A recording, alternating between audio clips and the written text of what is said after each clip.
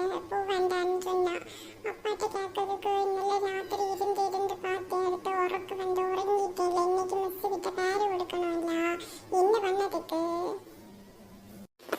ஓ ஆமாட்டி, இன்னைக்கு பேரு கொடுக்கணும். அப்பதான் மிஸ் எவ்வளோ பேருன்னு பிரின்சிபல்ட்டு கொடுக்குமா.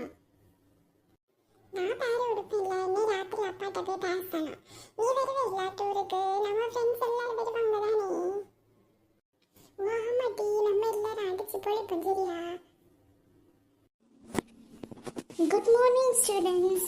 எல்லாரும் ஹோம்ஒர்க் எழுதிட்டு வந்திருக்கீங்களா? வந்து சப்மிட் பண்ணுங்க. ஹோம்ஒர்க் எழுதாதவங்க எழுப்பி நில்லுங்க பார்ப்போம்.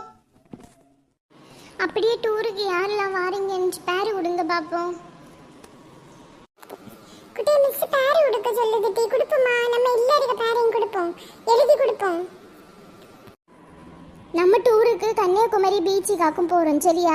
எல்லாரும் நாளைக்கு வரும்போது 500 ரூபாய் கொண்டு வந்துடணும்.